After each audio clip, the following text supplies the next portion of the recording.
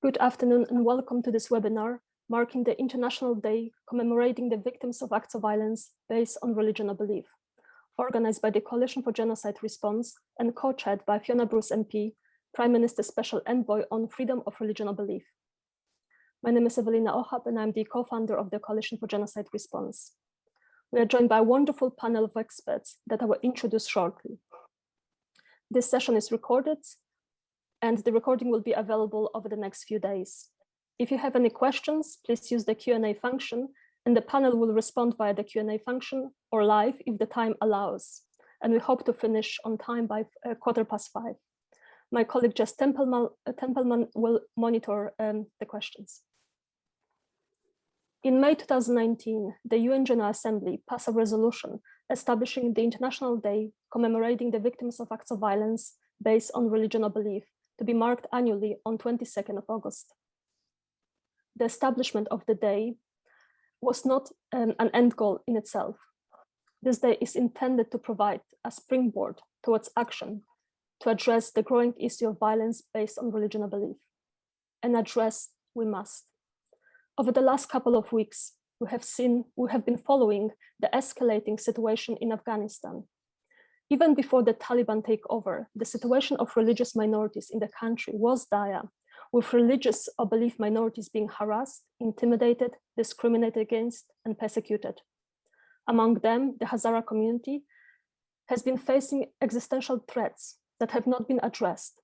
Now that the Taliban took over, a fear for the minority, religious or belief communities, as the threat faced by them increased significantly and is likely to materialize without the international community doing anything or too little to make a difference.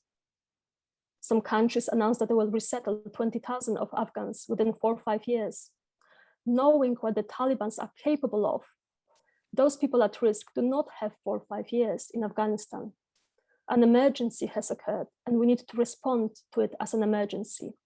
Waiting 4 or 5 years is not a response to an emergency. As our eyes are on Afghanistan, the situation in other countries often slips the attention it requires. In Sinjar, Turkey has been conducting bombardments, including attacks on hospitals and killing medical staff. Not that different from Turkey's attacks on Yazidis in northern Syria. And to this day, over 2,700 Yazidi women and children are missing, dead or alive. Again, the international community has not responded to it as it should.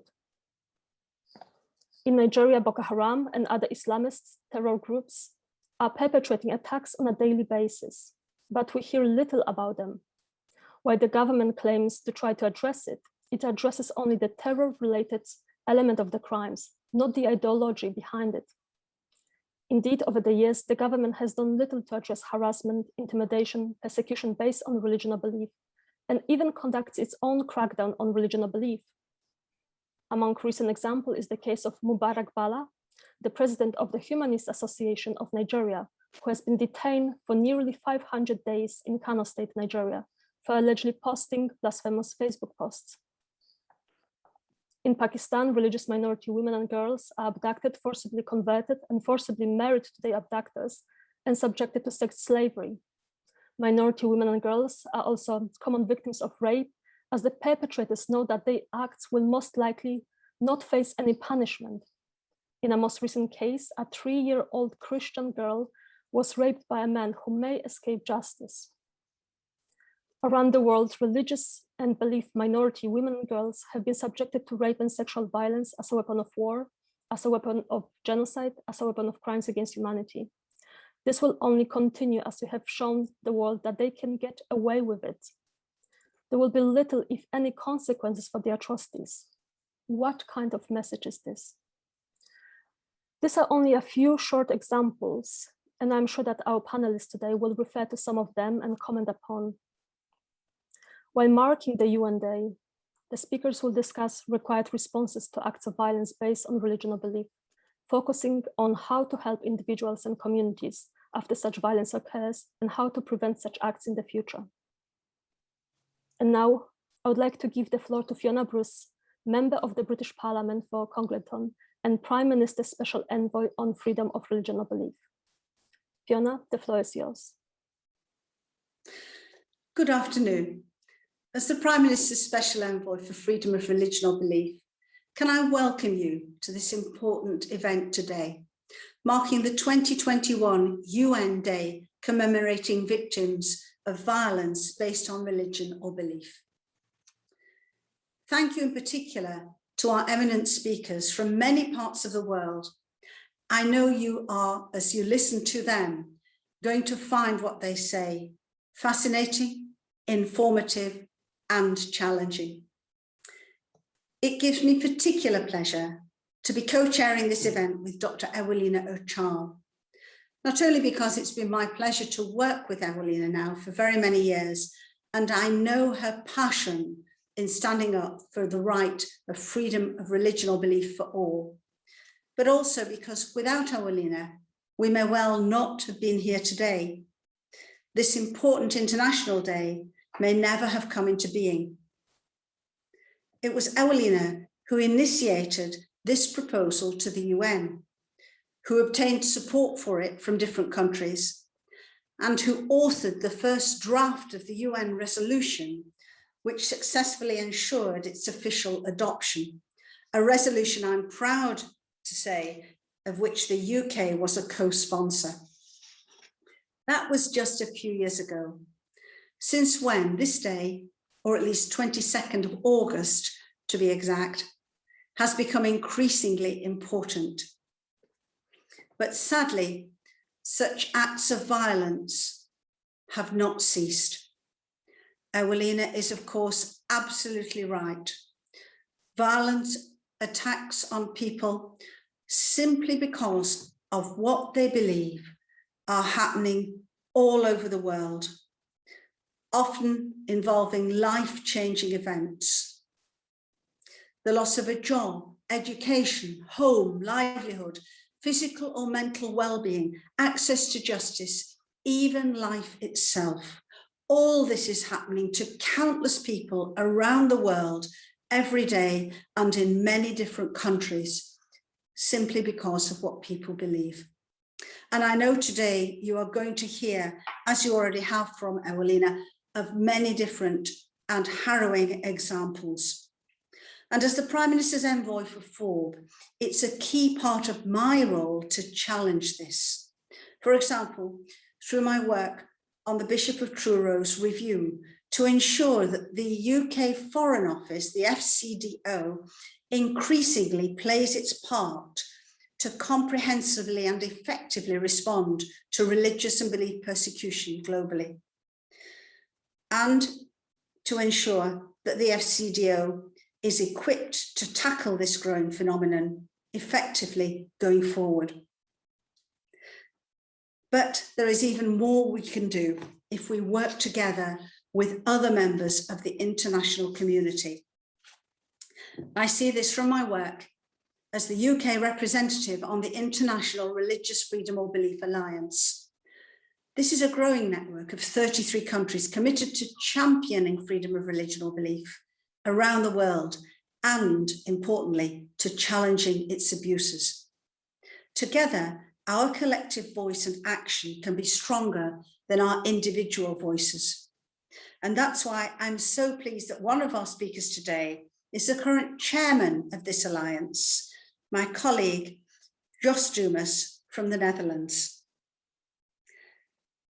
As your invite today indicated, to make a real difference on freedom of religion or belief, we need to follow up words with action.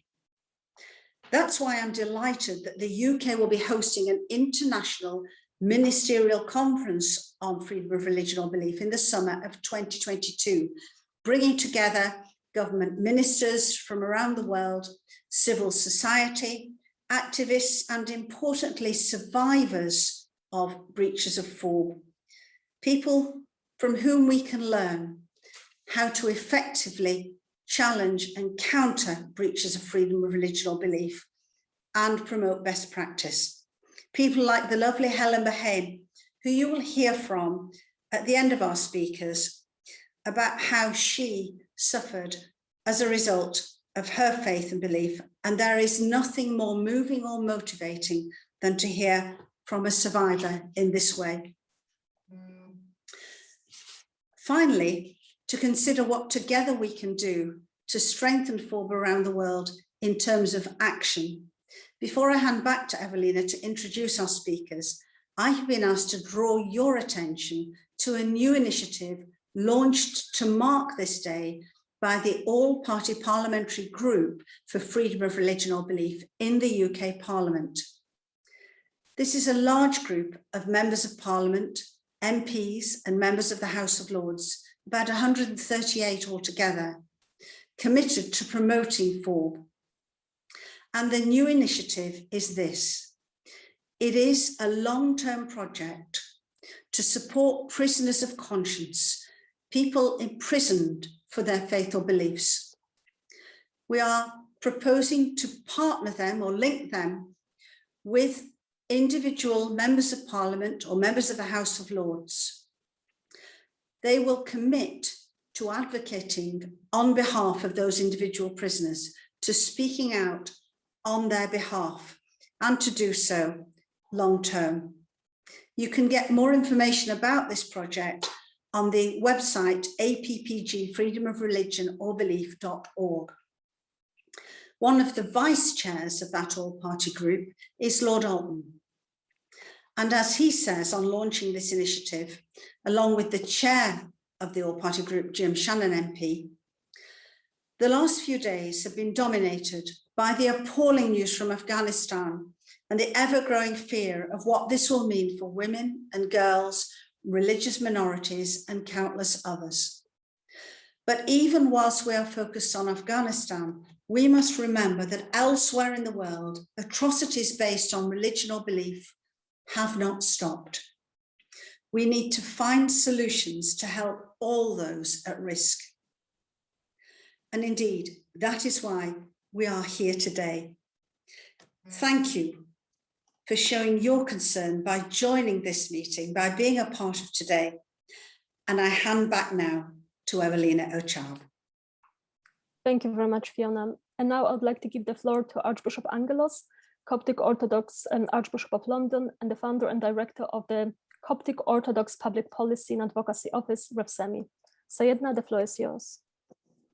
Evelina, thank you. And it is an immense pleasure and a blessing to be with you all.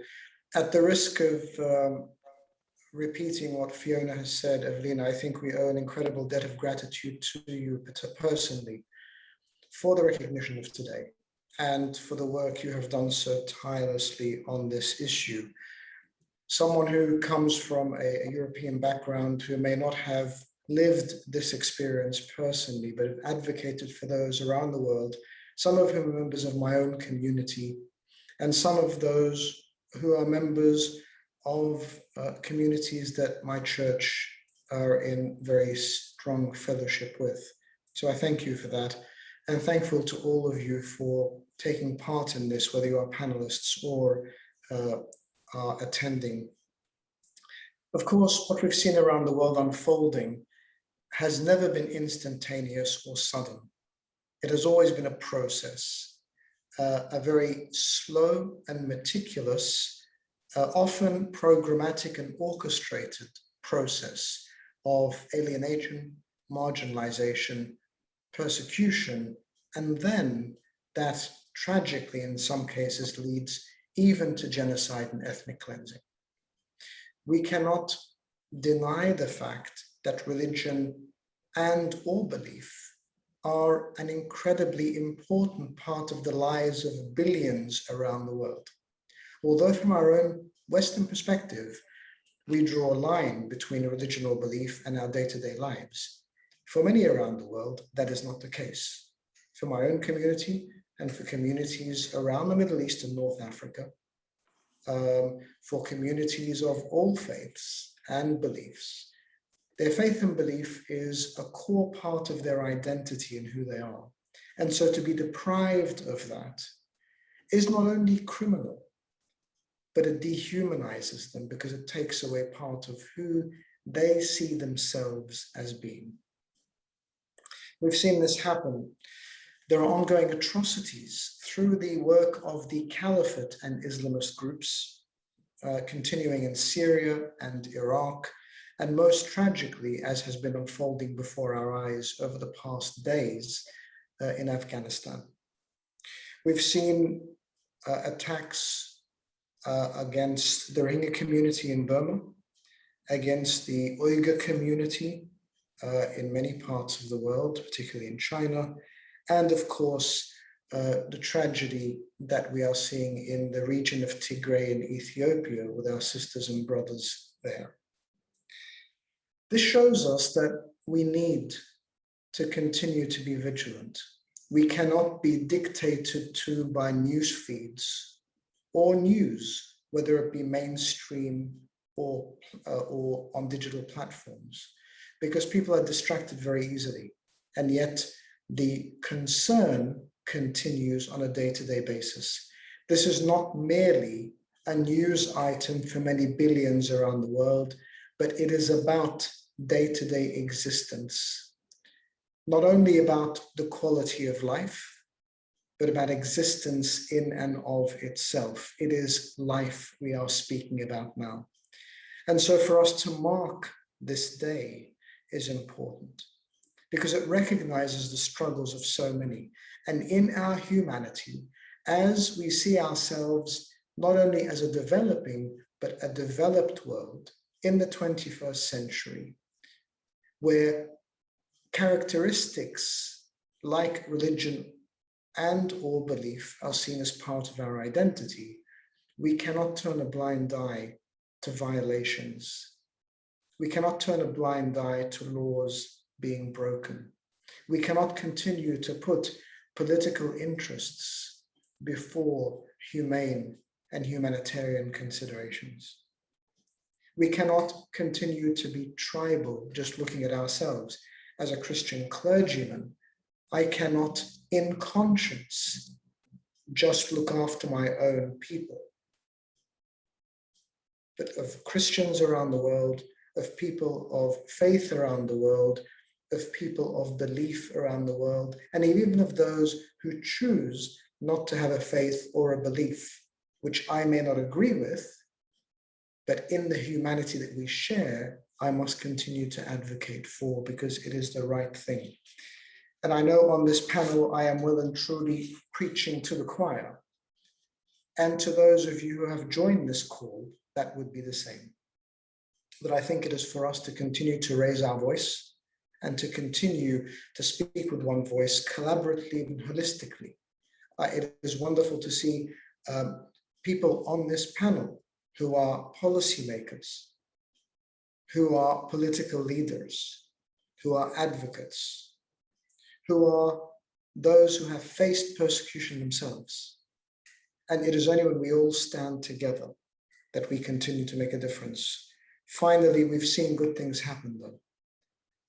My dear friend and person whom I hold in great respect, Fiona Bruce, the Prime Minister's Special Envoy, has mentioned Bishop Truro's review, and that has been pivotal in the landscape of religion, freedom of religion or belief, as well as the establishment of her post itself, the International Alliance for Religion or Belief, Declaration of Humanity that we work with Lord Ahmed of Wimbledon, and of course the ministerial that was first held in the United States, and USERF, of course, was a pivotal member of that, but which we will be hosting here in Britain next year, and we all hope will continue to be effective. Thank you all. As an occupational hazard, I will say that I will continue to hold this in my prayers, and those of you who do pray, I would ask you to do the same, but even if you don't, hold these people in your hearts and in your thoughts and continue to do all you can to support them. Thank you, Evelyn. Thank you very much, Sayed, and thank you very much for reminding us the need to work together, stand together, and so make a difference. And now I would like to give the floor to Baroness Helena Kennedy QC, distinguished human rights lawyer, peer at the UK House of Lords, and director of the International Bar Association's Human Rights Institute. Helena, the floor is yours. Thank you very much, Evelina, and it's a great honor to join you today in recognition of this day, which reminds us of the importance of this part of the Universal Declaration of Human Rights, this part of the whole sort of legal respect that there is for people's belief systems. And Article 18 of the Universal Declaration of Human Rights, of course, is what protects freedom of thought, religion, and belief. And it was one of those articles which, if you ever read the documents which came out of the discussions at the seminars that were held by Eleanor Roosevelt, bringing together lawyers and jurists from around the world immediately after the Second World War. The discussions were about the starting point, which is, what is it that people need? What are the human yearnings that people need for human fulfillment? And one of those things was the right to freedom of thought and belief, because of the human need that there is to understand our world, to make connections with the spiritual, with those very deep yearnings that people have. And so I think that it's important that we remember that, and why mutual respect on this ground is so vitally important. I always put it alongside those other yearnings that there are too, the yearning to love and be loved, which was evolved into the respect for family life. And so there are fundamental yearnings in the human condition, and it's important for us to keep reminding ourselves of why we made it, that there had to be respect for religious freedom. Over the years, these recent years, I mean, it's been shocking to see the extent of the atrocity crimes that have been committed towards people because of this aspect of their identity. And I just want to reinforce what His Eminence the Archbishop has said about this being about human identity, what makes people human, what people see as being part of who they are. And it's one of the reasons why with the wonderful Dr. Ohab, I've been working around the issue of genocide, and whether the definition is clear enough to the world, and what the duties are that follow from the convention to end genocide. And the duties are not just to wait until a genocide is over, but actually to act when we fear that one might be taking place. And so that duty is one that we have to all recognize. And I'm afraid in recent years, we've been seeing it raising its ugly head over and over again. In 2014, we only have to remember that the horrors of the rise of ISIL, Daesh, sometimes referred to as ISIS, but basically the Islamic State that wanted to create a caliphate in the region of the Middle East, and how in the name of that they perpetrated serious atrocities, gross human rights abuses, and particularly against the Yazidi people, where certainly I'm of the view that there was a genocide that was perpetrated against the Yazidi people, who are people who are not, don't have a religion of the book. It is their religion is an ancient religion, which drew them to the attention and drew down the loathing of many people who are monotheistic and who regarded their religious observance as being primitive and therefore subhuman. And for that reason, not only was the attack by ISIL upon the Yazidi people horrifying, but it was in fact allowed to happen because many of the peoples in those regions despised the Yazidi too, rather in the way that there is a despise for the Roma people across Europe. And so the Yazidi have suffered enormously. And as Evelina said at the beginning of this, very little steps have been taken to give them redress, to really call out the horrors of what took place at the hands of non-state actors, but also at the hands of state actors who failed to prevent that genocide taking place. And it was a genocide. Women enslaved, sexually violated in ways which will make it impossible for them to recreate. The ways in which people were beheaded and slaughtered, men and boys, and the full horror of that is still to be told. In 2016, the Rohingya, at the hands of the Burmese military in Myanmar, horrifying atrocities committed against the Rohingya, Muslim people in that region, despised, and the sexual assaults, and again, terrible degradation and violation of the women in ways that will harm them for the rest of their lives, particularly very young girls. 2018, the Uyghur. Again, another issue on which I've been very actively involved with the Institute of Human Rights for the International Bar Association, because the evidence, as soon as I took over as the director of the Institute, one of the first things I received was a letter from a woman who'd managed to escape, who was in exile, and who was involved with the Uyghur Congress, and who sent me a letter describing the horrors that she had experienced of forced sterilization, but also of having enforced separation from her children, her boy children taken from her, placed into the equivalent of detention centers, of borstals, to be deracinated, to forget their religion, to leave behind their language and their cultural observances, and the way in which that destroyed her family.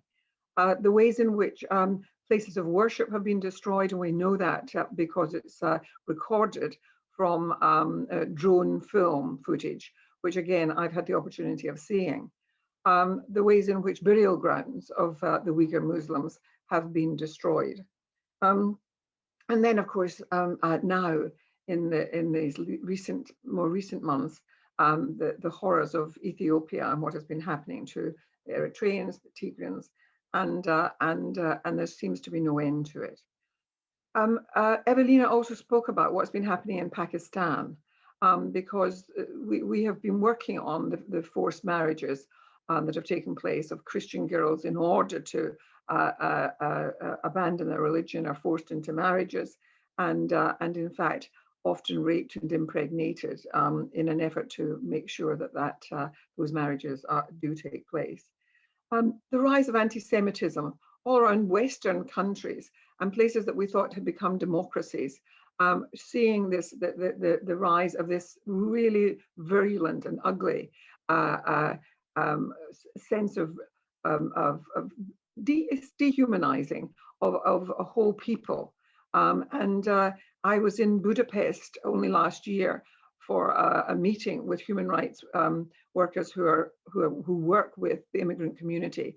And one of the shocking things that I saw in the streets of Budapest, hanging from lampposts, were these posters depicting George Soros as a Jew, and depicting him in ways that would be familiar to anybody who has studied the cartoons and the drawings of the 30s in Nazi Germany. Really horrifying anti-Semitism coming out from under stones in so many places. So there's no end to the ways in which we're seeing the rise of a crushing of people because of their religious belief, their religious backgrounds. And I've been particularly concerned, and have been working with Evelina, and we're going to be working on it going forward, concerned about the way in which sexual abuse of women is always so fundamental to this, always part and parcel of it, the denigration of women, the degrading treatment of women, but also of horrifying rape and sexual assaults. And so there's a real litany that one could lay before you of causing deep harm to people and affecting their ability to go on to have families of their own as a result. So I really wanted to just tell you that over the last few years, I have been working on the whole idea of creating a permanent investigatory mechanism with the UN. There's some resistance because, of course, there are already investigatory mechanisms in the UN for crimes against humanity. But it does seem that there is a failure to truly understand the depth of the crimes against women in this context of denying religious freedom, of denying identity to people, and the special role that's played in that of sexual offending.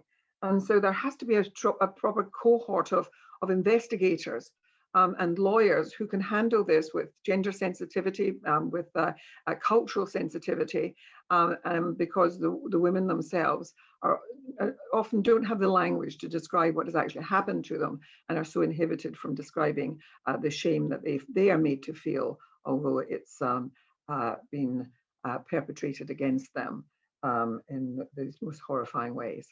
And I just wanted finally to say that the issue here is about, as the Archbishop said, so integrated into the idea of identity, about our humanity, our human capacity, about who we are as people, and destroying that is to destroy people.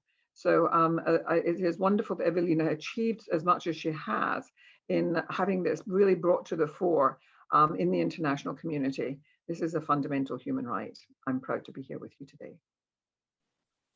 Thank you very much, Bernice Kennedy. Thank you very much for reminding us about the use of rape and sexual violence as part of the atrocities against individuals because of their religion or belief. And of course, we look forward to seeing more what's going to happen with the permanent investigatory mechanism on PSVI. And so we look forward to seeing and hearing more about this work.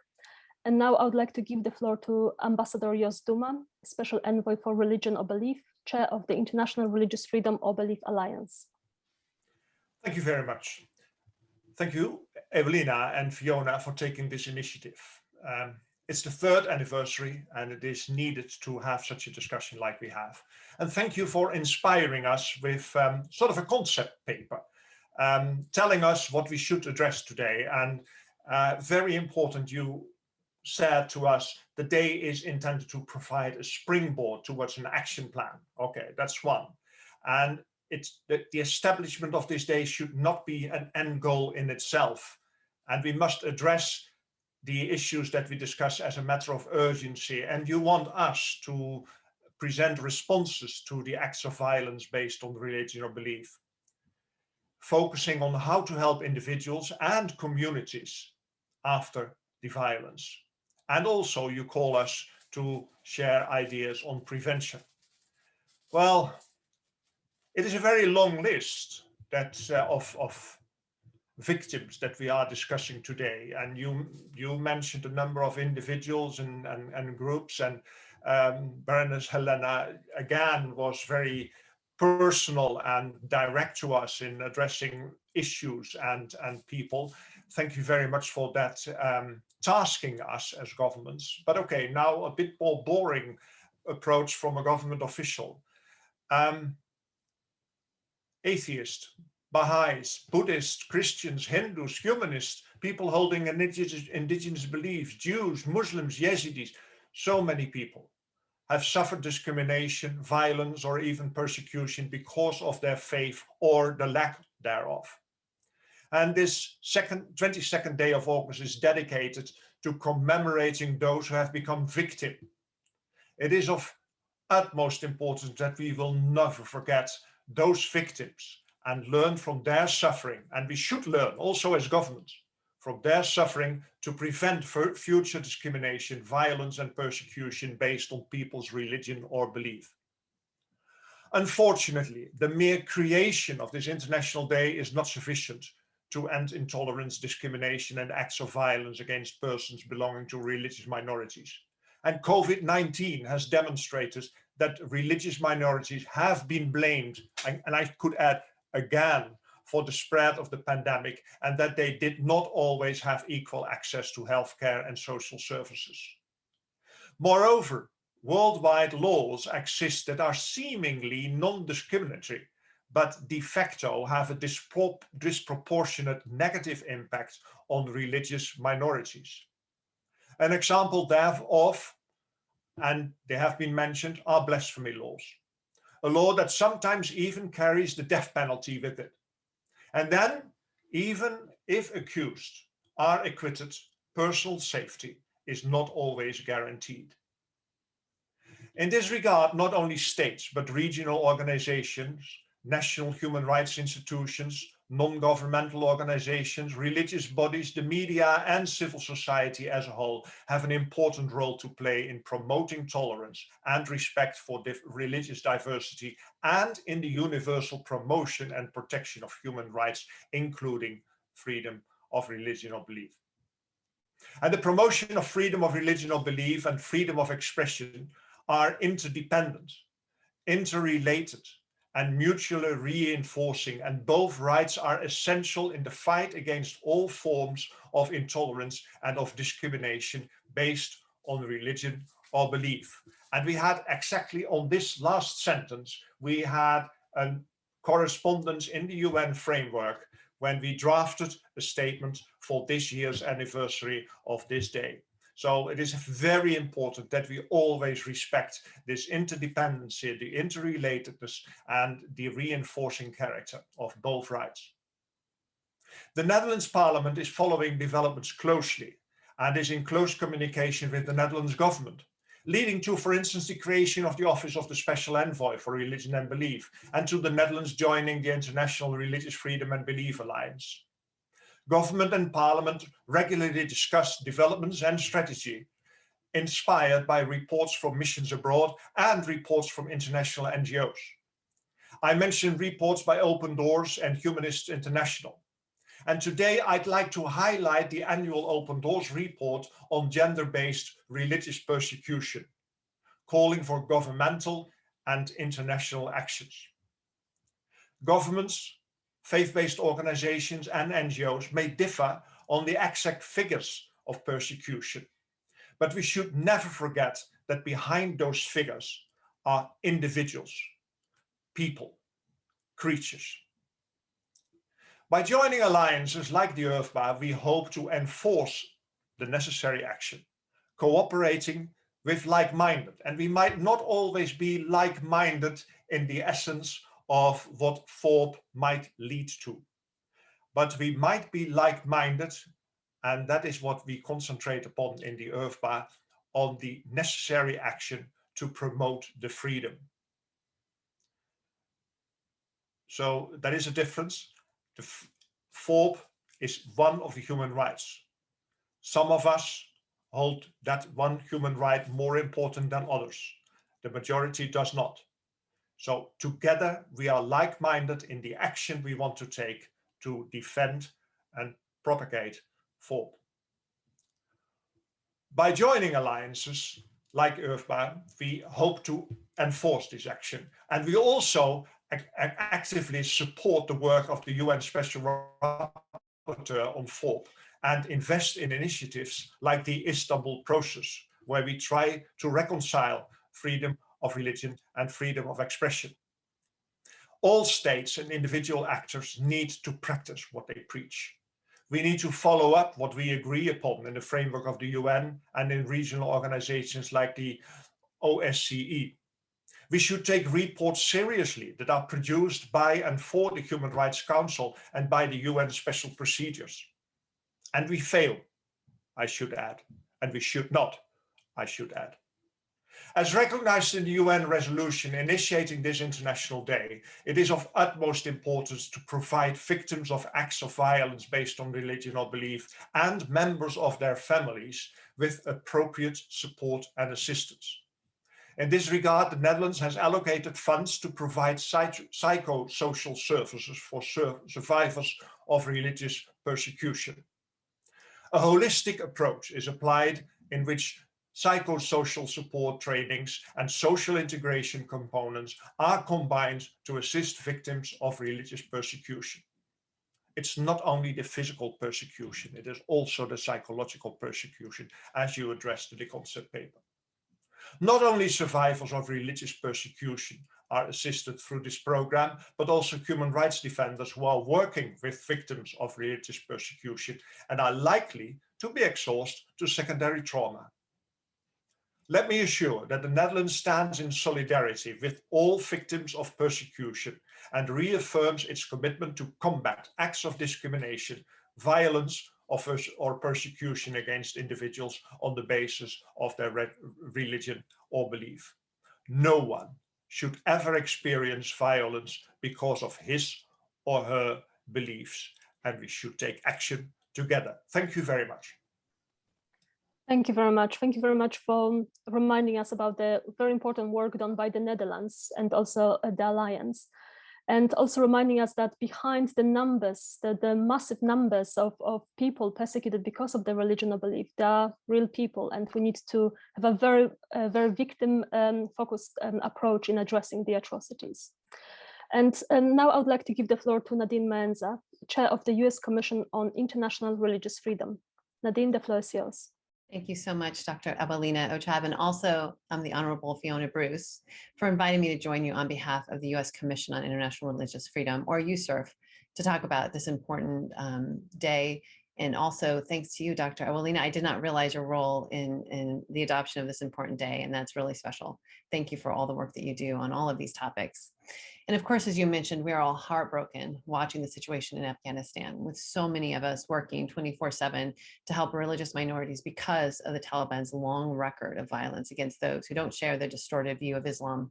Unfortunately, all over the world, we've seen individuals abducted, executed, forcibly displaced, and tortured due to their religious beliefs or identity.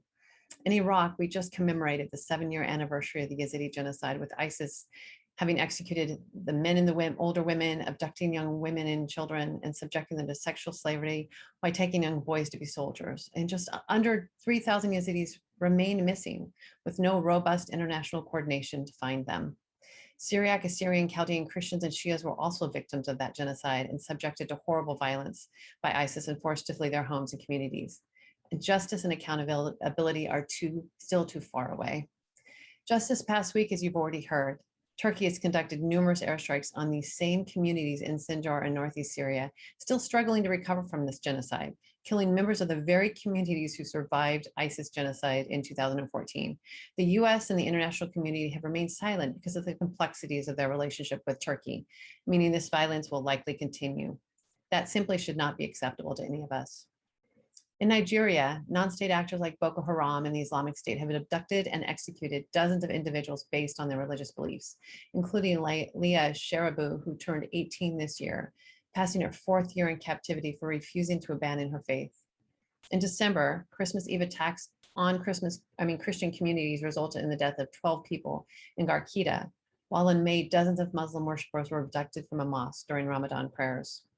In China, the government arbitrarily detains religious minorities and subjects them to torture, rape, forced abortions, and sterilization, and other egregious abuses. In addition, Uyghur, Kazakhs, and other Turkic Muslims, Protestant and Catholic Christians, Tibetan Buddhists, and Falun Gong have all been reported victims of torture by the Chinese government because of their religious identity.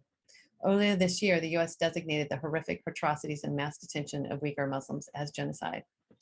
In Burma, we are coming up on the 4-year anniversary of the Burmese military perpetrating what the United Nations has described as, quote, genocidal intent against the Rohingya Muslims, forcing over 700,000 to flee as neighboring Bangladesh, with over 100,000 Rohingya Muslims in camps in Burma under squalid conditions.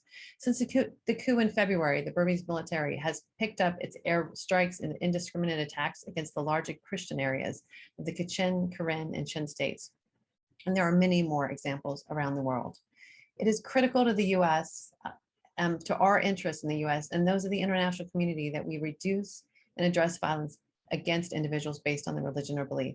This violence undermines one of America's strongest and most fundamental values. Since the birth of our nation, America has worked tirelessly to protect freedom of religion or belief for all, including by US Congress passing the unanimous International Religious Freedom Act of 1998.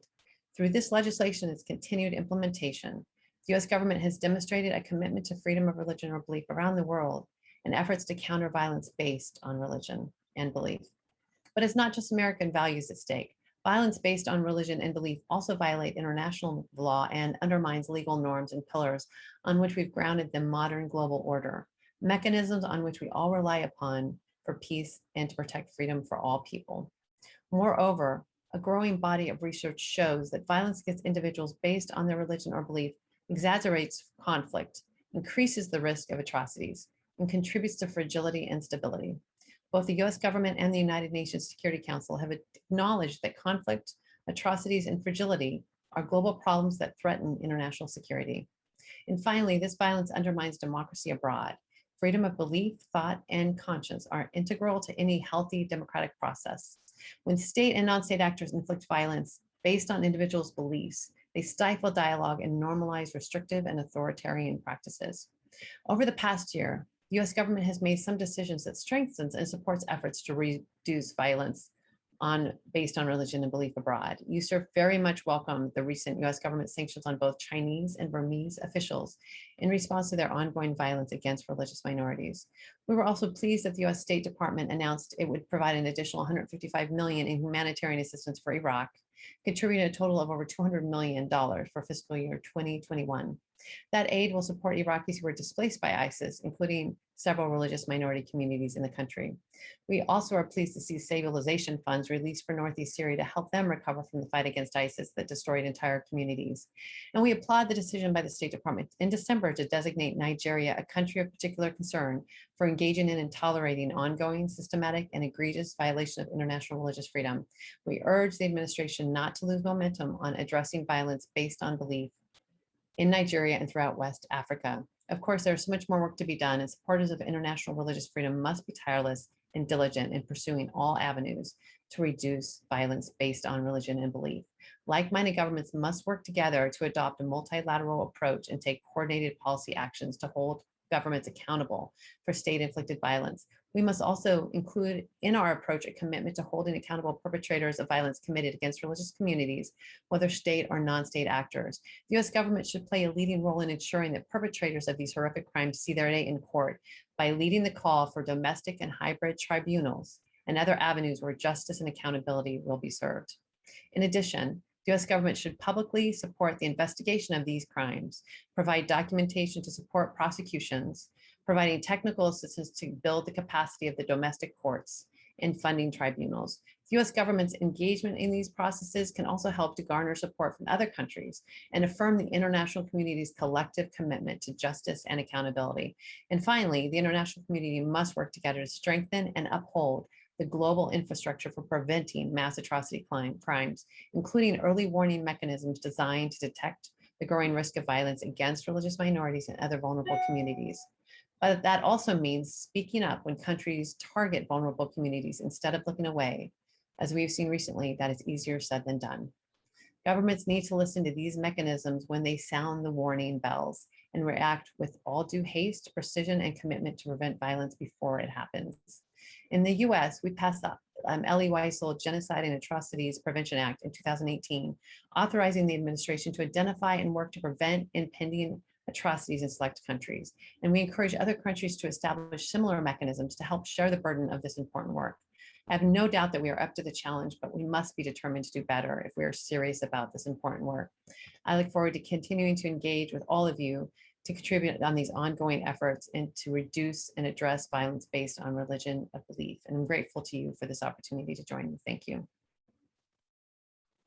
Thank you very much, Nadine, and thank you very much for identifying several recommendations, especially in relation to justice and accountability, and of course the need to prevent the atrocities, monitor the atrocities or early warning signs, and to be able to prevent them in the future, which is very, very important, of course. And now I would like to give the floor to Adam Phillips, Director of the Center for Faith-Based and Neighborhood Partnership and of the Local Faith and Transformative Partnership Hub with the US Bureau for Development, Democracy and Innovation. Thank you so much, Dr. Evelina, and my deep gratitude to Special Envoy Fiona Bruce on this very important topic.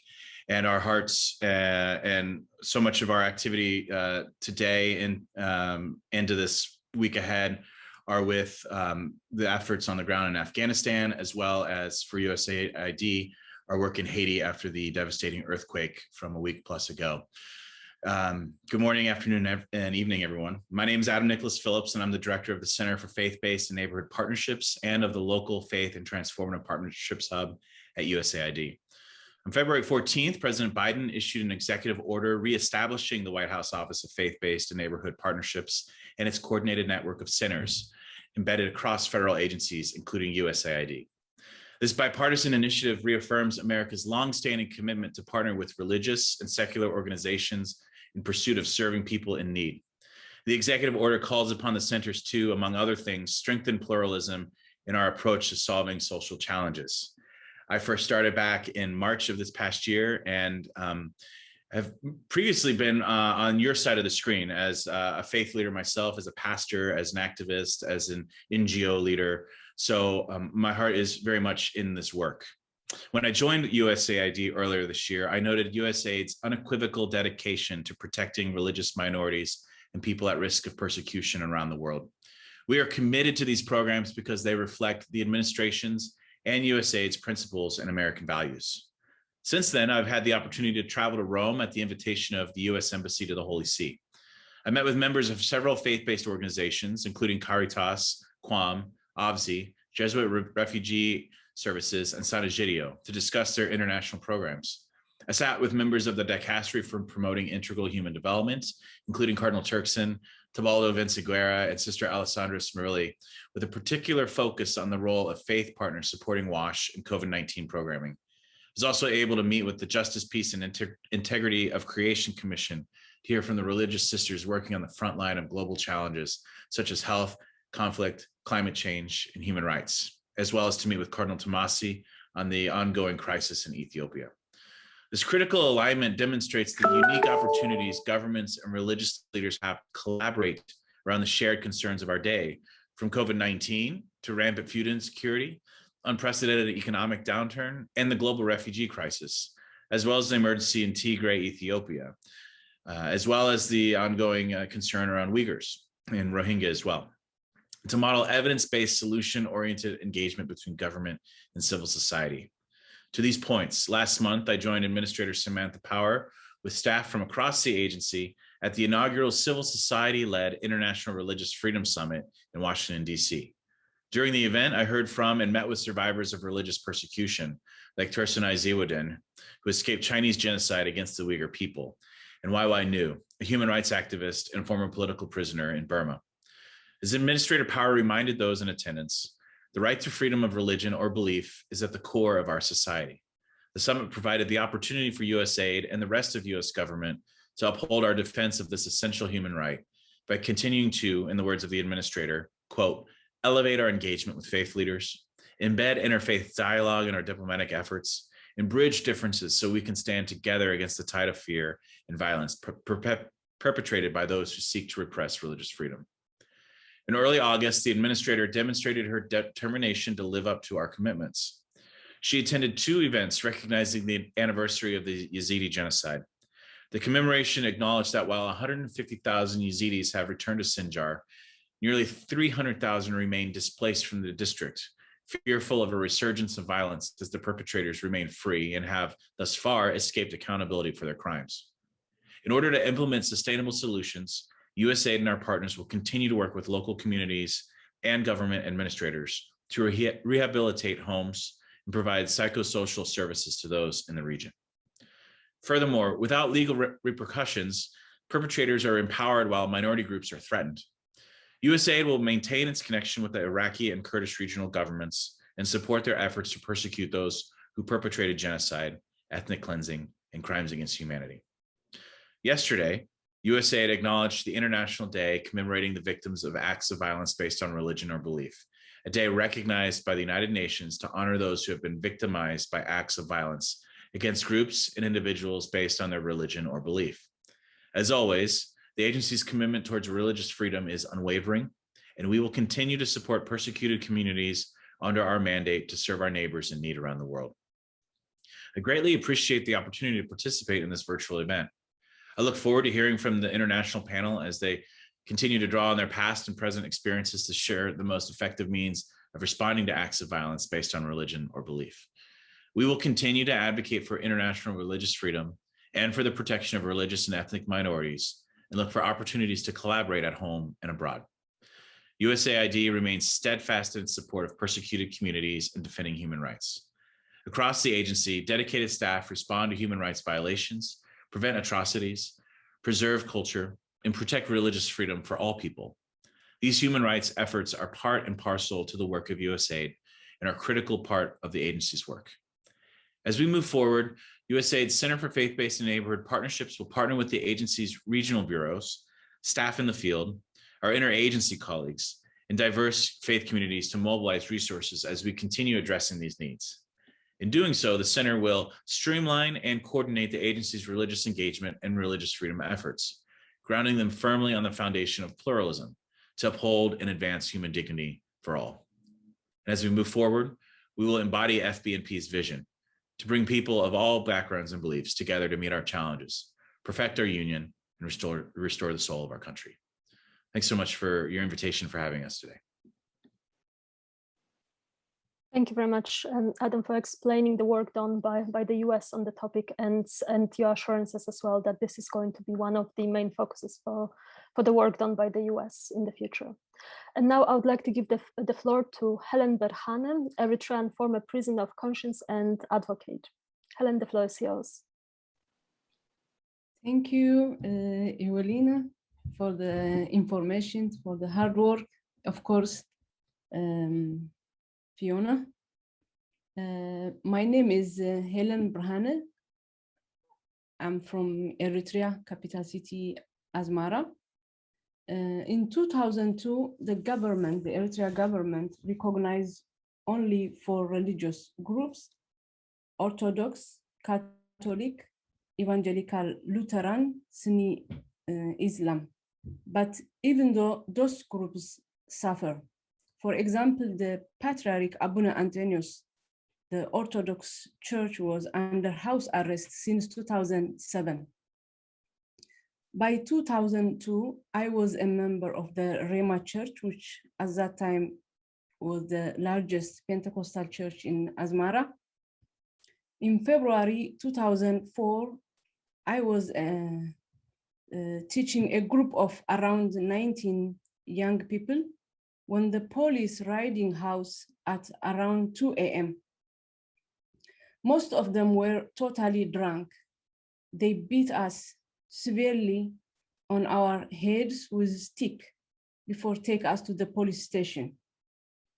The next day, we were taken to Adda Abeto, which means military prison. We met more Christian women who had been arrested from elsewhere. 3 weeks later, all of us were transferred to Mysarwa. Around 10 of us were imprisoned in a shipping container. It was very dirty and full of lice, just jumping around and beat us. So it was hard to sleep because we were being beaten so frequently. When you wake up in the morning, your entire body was red from the beats. The container were very cold at night and very hot during the day. We received very bad and little food. The atmosphere was suffocating and the floor was always wet. There was no toilet. We were only given one small packet to share for the whole night, so the container smelled awful.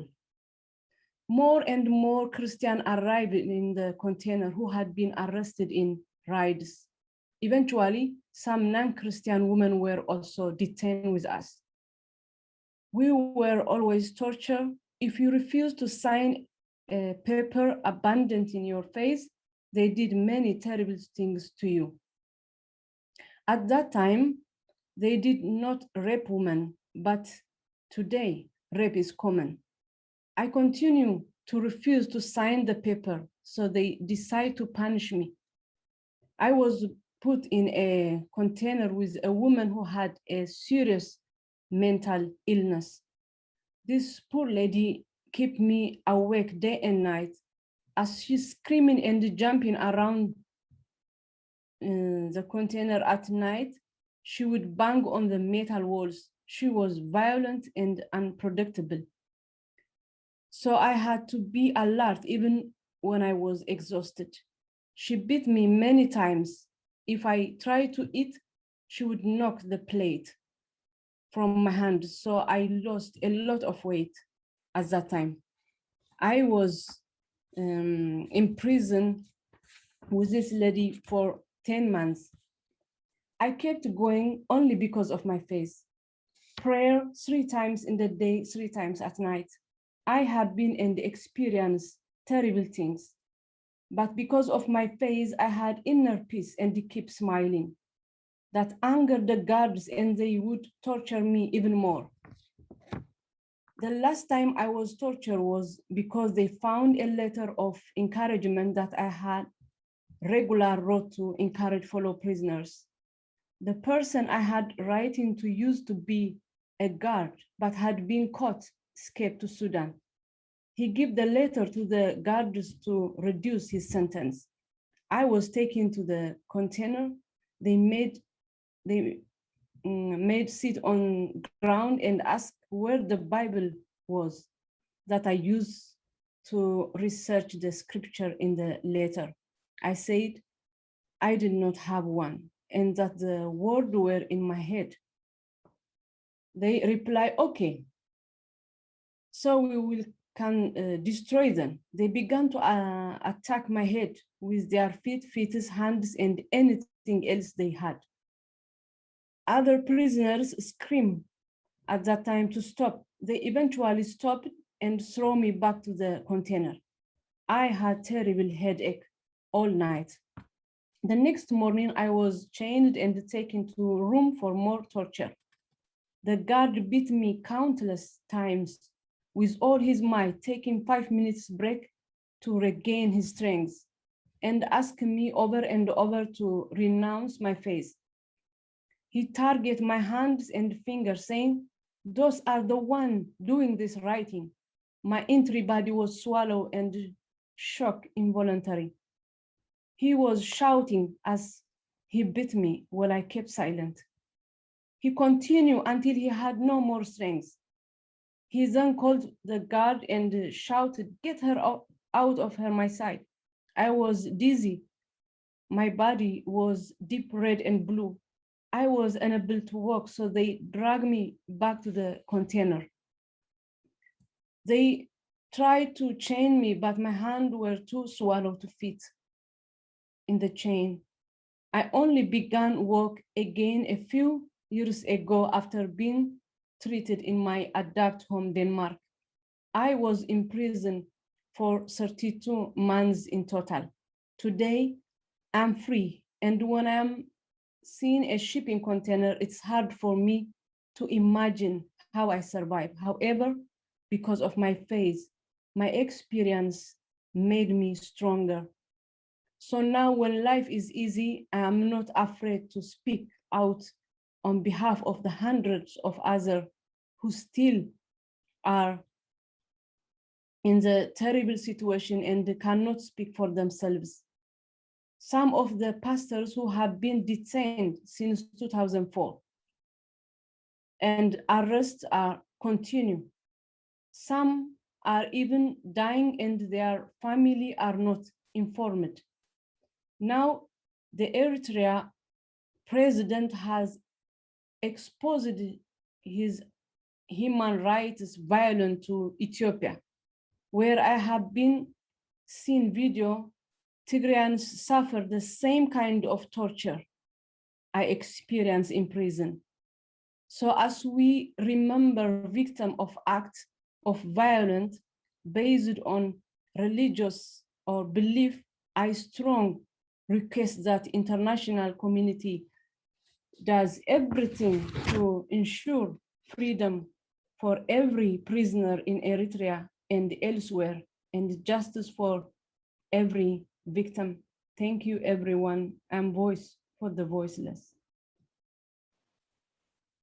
Thank you very much, Helen, for sharing with us the treatment that you experienced, your pain and suffering. Stories such as yours are the very reason why we are here and why we are doing this work. And now I would like to give the floor to Fiona Bruce MP. Thank you, Ewelina. And may I firstly, as I begin to thank our speakers, thank Helen Behain. I think I speak on behalf of everyone, Helen, when I say that we respect and appreciate you profoundly for your bravery, not only in the way that you withstood the awful experience that you have told us about, you've explained to us today, just a fragment of, but also your bravery in being willing to speak of it to speak out about it, because we understand that every time you speak of it, however strong you may appear to us, it involves a degree of reliving the experience as you remember it. So thank you so much to you, and thank you for reminding us that, of course, many of your fellow prisoners have been there very many years, and that is your heart. You want to be a voice for them, the voiceless, and you have certainly been that today. Thank you so much. And can I also thank all our other speakers, most profoundly. I want to thank Bishop Angelos. He highlighted how respecting freedom of religion or belief is about respecting our fundamental humanity, about the dignity of every human being, and how we need to work together to make a difference. Baroness Helena Kennedy, thank you for giving us your time today in such a busy life, and for reminding us that the basis of all of this is Article 18 of the Universal Declaration of Human Rights, that FORB, respecting FORB, is critical to human fulfillment, and for highlighting how so often it is linked with rape and sexual violence. And please do proceed with your work on looking at how a relevant investigatory mechanism in the UK can be developed to address this. Because as our next speaker, Jos Dumas, said in his excellent speech, today needs to be a springboard to action. And he certainly highlighted to us the wonderful action that's been undertaken in the Netherlands to help victims of breaches of freedom of religion or belief to recover from their suffering. He also said that we should never forget that behind the figures in the reports, behind reports of hundreds of millions, are individuals. And of course, that is what Helen has so evocatively reminded us of today. We then heard from Nadine Mainzer from USERF, the US Commission on International Religious Freedom, highlighting to us how abuses of FORB threaten the stability of countries, of whole countries. They increase the risk of atrocities, they undermine democracy, and that is why it is so important to build capacity to strengthen freedom of religion or belief within countries, and equally to strengthen the capacity of courts and tribunals to hold perpetrators to account and bring people to justice. And then finally, can I thank also Adam? Adam, I've not met you before, but I was fascinated to hear from you of the work of the Centre for Faith-Based and Neighbourhood Partnerships and the wider work of USAID in addressing issues of FORB. And I look forward to hearing much more about that as time goes on. And particularly, you highlighted the importance of us engaging with faith and belief leaders and with NGOs on this issue. You are so right. This is about working together. And so, in closing, can I again thank all our speakers and, of course, Ewelina Ochab. You've told us today of so many examples of the dreadful treatment of people right around the world, suffering simply because of what they believe. So on this day of commemoration, as we remember those victims, whether we know of them or not, and whether their stories have reached the news or not, we remember their pain and suffering. We must never tire of shining a light on the horrendous actions, the nature of which we've heard of today. And as we've heard today, we all have a part to play in challenging such violence and the justification, the narratives behind it, wherever it occurs. So as we close today, can I thank everyone who has attended? I hope today has inspired you all with a new or fresh resolution to strive together to make acts of violence based on religion or belief truly something of the past. Thank you for joining us today.